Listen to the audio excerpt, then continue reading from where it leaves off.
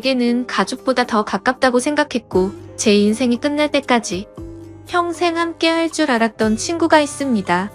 하지만 그런 친구에게 저는 결국 배신을 당하고 말았습니다. 친구와 저는 흔히 말하는 어릴 적부터의 친구 사이는 아니었지만 그 누구보다도 서로를 가장 잘 알고 가까웠다고 생각했고 또 의지했었던 사이였죠. 우선 저는 30대 초반이며 서울 토박이로 생활을 하고 있습니다. 그 친구를 처음 알게 된 지도 벌써 10년이 훌쩍 넘은 얘기죠. 친구를 처음 알게 되었을 때는 대학교 때 시절 알게 되었습니다. 처음 대학교를 가는 날 마치 학창시절처럼 낯선 사람들이 가득했죠. 그런데 제 옆자리에 앉았었던 그 친구는 제게 먼저 말을 건넸습니다. 자신은 어릴 때부터 제주도에서 자라서 낯선 환경이라 저에게 잘 부탁한다고 하더라고요. 근데 저도 서울에 살았을 뿐이지 여기 있는 모든 게 다 낯설고 부담스러운데 이런 부탁을 하니 뭔가 부담스럽긴 했지만 반갑기는 하더라고요. 근데 그 친구의 성격은 그렇게 타고난 사람이었죠. 처음 보는 사람에게도 아무렇지 않게 다가가는 그런 성격의 친구였습니다. 그때 당시에는 저도 너무 부담스러운 자리였기에 말을 걸어주니까 고마웠습니다. 제게는 낯선 환경에서 도움이 돼주었던 친구였죠. 그 친구와 저는 어떻게 보면 아무도 모르는 낯선 사람들 가운데 처음으로 친구가 된 셈이었습니다. 그래서 같이 많은 시간을 함께 붙어 다녔고 결국 동아리까지 같이 들어가게 되었습니다. 지금은 그렇지 않겠지만 제가 대학교 생활을 할 때만 해도 특정 동아리는 마치 군대 마냥 군기가 엄청 강했습니다. 저는 동아리 활동은 취미라는 생각이 강했었고 언제든지 그만두면 그만이지라는 생각이 있었습니다. 하지만 그때 당시 제가 그 동아리에 들어가게 된 이유가 있었죠. 왜냐하면 지금의 제 아내가 그때 제가 짝사랑했었던 여자였습니다. 대학교에 오자마자 반했던 여자였죠. 저희 학과 특성상 대부분 남자들이어서 그런지는 모르겠지만 제 아내는 그때 당시에 몇 명 안 되는 여자들 중에서도 아주 인기가 많았죠. 지금에서야 하는 말이지만 저 말고도 고백을 많이 받았다고 했던 걸 들었습니다. 아무쪼록 저는 신입생 환영회에서 제 아내를 처음 만나게 되었고 예쁜 외모에 밝고 털털한 성격에 첫눈에 반하게 되었습니다. 그래서 가까이 지내고 싶었고 매일 같이 보고 싶었죠. 하지만 평상시에 마주치고 싶어도 잘 보이지가 않더라고요. 그래서 저는 도대체 왜 잘 보이지가 않나 싶어서 원인을 찾아봤습니다. 알고 보니 제 아내는 학과 생활보다도 동아리에 더 뜻이 깊었던 건지 수업 시간 외에는 늘 동아리에 있더라고요. 그래서 잘 보이지 않는 이유가 동아리 때문이란 걸 알게 된 후로 저는 그 동아리에 가입을 하게 되었습니다. 근데 제 친구도 제가 가입한 동아리를 따라서 가입하더라고요. 그때는 단순히 저를 따라서 가입한 걸로만 알고 있었습니다. 그것도 10년이 넘게 그런 생각을 갖고 있었던 거죠. 그때 당시에는 많은 게 즐거웠습니다. 성인이 되고 나서 술을 마시는 것도 새롭고 즐거웠고 동아리에 가서 스트레스를 받을지언정 제가 사랑하는 아내를 매일같이 볼 수 있었으니깐요. 그런데 그런 마음만 가지고 적성에 맞지 않는 동아리에서 오랜 시간을 보내기에는 많은 고통이 뒤따르더라고요. 제가 동아리에 별로 관심이 없는 걸 알아챘는지 바로 미끼수의 남자 선배 한 명이 어느 순간부터 저를 자꾸만 건들더라고요. 니까짓게 왜 여기 와서 물을 흐리냐? 이따위로 시간 때울 거면 꺼지라고 하더라고요. 저는 자존감이 너무 무너졌고 화가 나서 그만둬버릴까? 라는 생각을 한두 번 한 게 아니었습니다. 하지만 제가 좋아하던 아내가 동아리에 있었기에 차마 그럴 수가 없었죠. 그러다 저는 선배가 하는 말에 도저히 참지를 못했고 큰 각오를 하고 결정을 했습니다. 내가 나가는 일이 있더라도 고백은 하고 나가겠다라고 말이죠. 그래서 고백을 하려고 몇 날 며칠을 기다렸습니다. 그러다 때마침 고백을 할 수 있는 기회가 생겼죠. 저는 시험 기간이라 공부를 했고 밥을 먹고 잠깐 잠이나 잘까 해서 동아리 방에 들렸더니 제 아내가 혼자서 동아리에서 있었던 거죠. 그래서 저는 무조건 오늘 고백을 해야 하는 기회이구나 싶었고 제 진심을 담아서 고백을 하게 되었습니다. 하지만 그 말을 듣더니 곧장 아내는 장난치지 말라며 저의 고백을 거절했었죠. 그래서 저는 장난으로 하는 말이 아니고 당신 때문에 관심도 없는 동아리에 가입까지 했다고 말했습니다. 그러자 아주 오랫동안 깊은 생각에 잠겨서 고민을 하더라고요. 그러면서 자신은 고민할 게 있다면서 생각을 해보고 대답을 해준다고 했습니다. 그날로부터 일주일 정도를 기다렸습니다. 제 아내는 저의 고백을 받아주게 되었고 저희는 교제를 시작하게 되었죠. 그 이후 저는 동아리를 탈퇴하려고 했지만 여자친구가 여기에 있는데 다른 남자들이 찝쩍거릴 것 같아서 결국 끝까지 버텼었죠. 하루하루가 행복했었고 대학교를 오기 잘했다고 생각했습니다. 첫눈에 반했던 여자와 연애를 하게 되었고 평생을 함께할 만큼 마음의 단짝이라고 생각되는 절친한 친구가 생겼으니깐요. 저와 아내는 자연스럽게 친구도 함께 자주 다니게 되었습니다. 그러다 결국 저는 군대를 가게 되었고 친구는 미국에서 출생만 한 미국 시민권자였기에 군대를 면제받게 되었죠. 저는 친구에게 말했습니다. 여친에게 다른 남자들이 절대로 찝쩍거리지 못하게 잘 부탁한다고요. 그러자 친구는 그런 걱정은 하지 말라며 건강히 잘 다녀오라고 했고 저는 그렇게 군대를 가게 되었습니다. 제 아내에게는 정말 미안하고 고마웠습니다. 서로 만나게 된 지 1년밖에 안 됐을 때 혼자 내버려두고 가야 했기 때문이죠.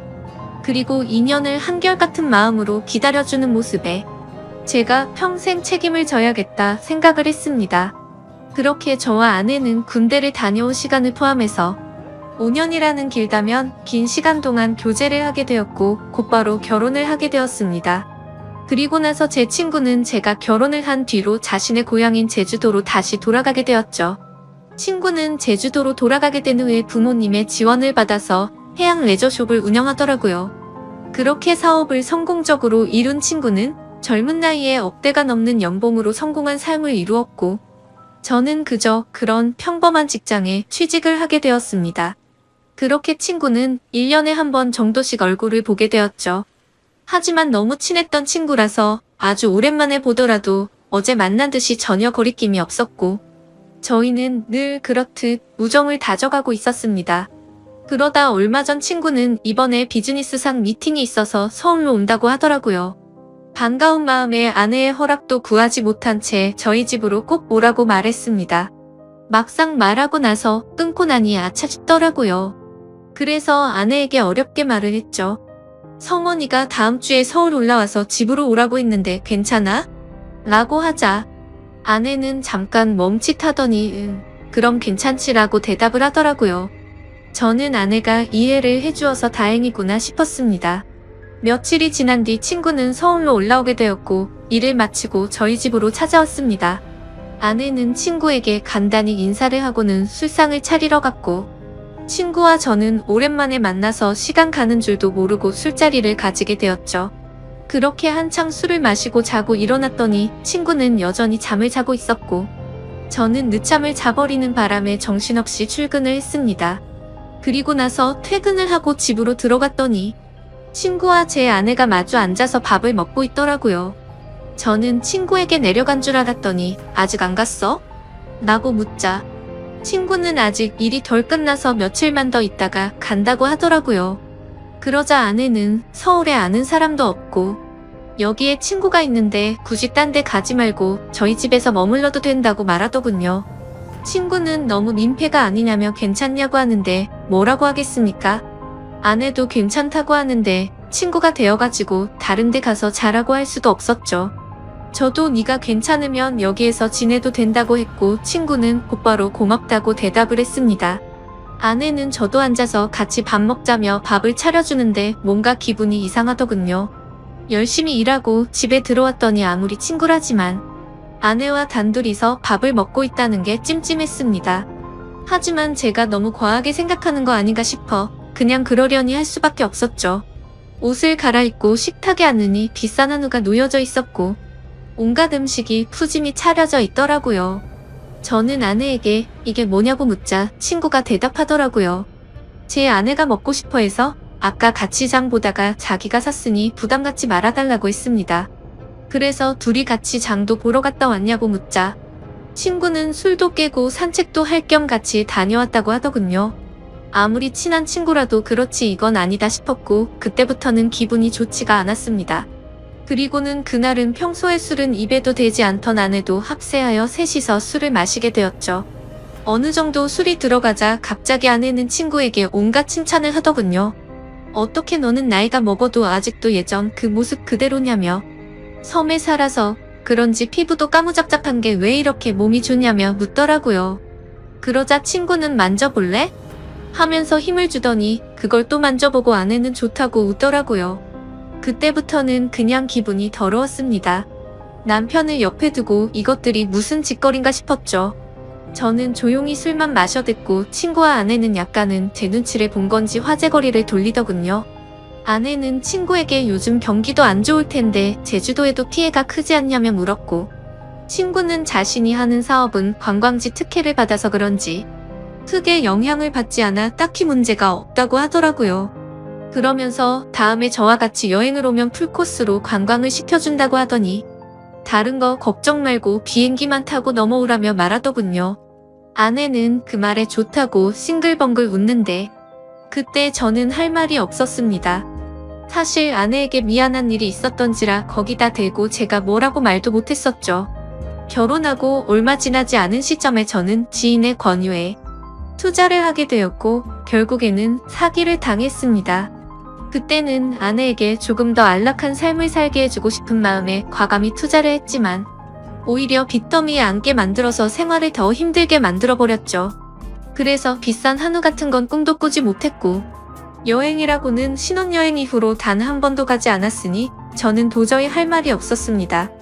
기분도 좋지 않고 화를 내기도 애매한 마음에 그만 자리를 끝내고 싶었죠. 그래서 저는 제가 자리에서 일어나면 술자리가 끝날 줄 알고 말했습니다.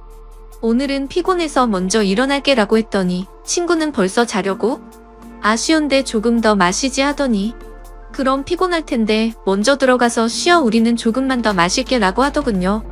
그러자 아내도 일어날 생각이 없는지 내일은 지각하지 말고 알람 꼭 맞춰놓고 자라고 하더라고요. 속으로 진짜 부글부글 끓었습니다. 자존심이 상해서 다시 앉기도 뭐했고 그냥 샤워를 해버리고는 자러 먼저 들어갔습니다. 그런데 그 기분으로 잠이 올 리가 없죠. 자정이 다 되어갈 때까지 그둘은 하하호호 웃으며 떠드는데 친구고 뭐고 엎어버릴까 싶었지만 너무 쪼잔해지는 것 같아 그냥 참고 있었습니다.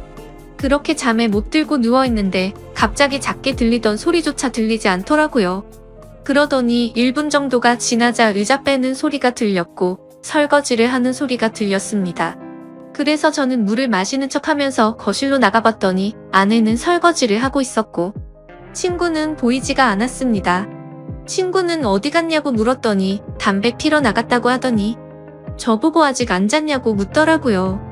저는 목이 말라서 잠이 깼다며 물을 마시고 방으로 들어갔고 아내는 설거지를 끝마치고는 방으로 들어오더군요. 그날 밤 저는 자는 둥 마는 둥 너무 짜증이 나서 잠을 뒤척였고 다음날 굳이 자고 있는 친구를 깨워서 집 밖으로 데리고 나왔죠.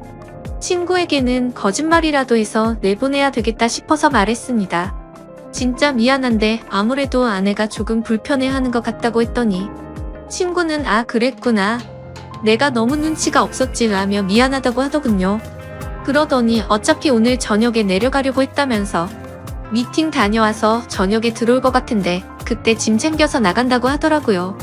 저는 그래서 오늘 나도 외부 미팅이 있어서 저녁에 얼굴은 못 볼 것 같다고 했습니다.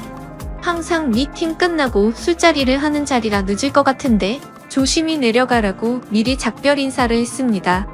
그렇게 인사를 마치고 친구는 미팅이 있다면서 택시를 타고 갔고 저도 회사로 출근을 했습니다. 그런데 괜히 쓸데없이 늦게 들어간다고 말한 것 같아서 계속해서 찜찜하더라고요. 오늘 외부 미팅을 갔다가 술자리를 가지면 절대로 빠질 수가 없는 자리였기 때문이죠. 그러면서 어제 아내와 친구가 나눴던 대화도 다시 떠올랐고 차마 해선 안 될 상상까지 들더라고요. 그런 말도 안 되는 상상을 하다 보니 제정신이 아니었던 건지 집에다가 카메라라도 설치해야겠다 싶었습니다.